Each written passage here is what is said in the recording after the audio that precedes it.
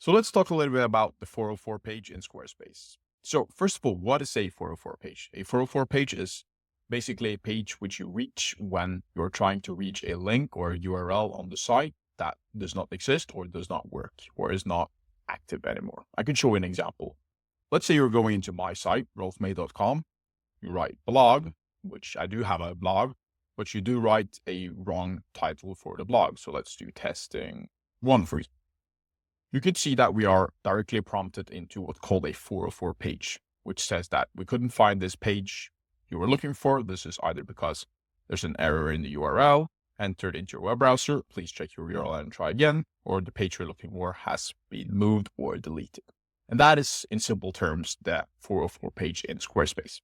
Basically telling users that, hey, this link that you're trying to reach does not work, or it has been removed, or it's basically never been a link, which testing one on my blog had never been. So coming into Squarespace, I'm just going to show you quickly what we can do with the 404 page in Squarespace and how we can customize it and also do a little bit of different things with it. So in order to see your 404 page, simply come into Pages on Squarespace, click under the Utilities and click System Pages. On the System Pages, as you can see, we have the 404 page. So let's just click that. And this is basically the simple version of the 404 page which we have. Unfortunately, it's not possible to directly actually edit this 404 page, but we do have some options here. What we can do is if a user hits the 404 page or a link that is broken, you can just simply relocate them or do a 301 URL to the home page. I do recommend this. This could be a very good choice to go for, or any other pages on the site as well.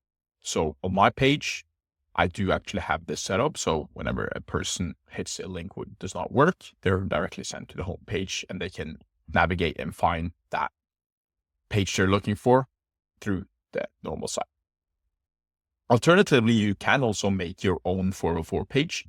And this you can simply do by creating a new blank page that is not directly linked. And that was just a simple talk/tutorial on 404 pages on Squarespace. Just a little bit of information, understanding them, but also showcasing you a way in which you can customize them.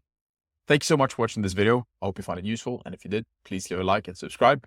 And if you want me to build your Squarespace website, the links are down below. And as always, I wish you a great day.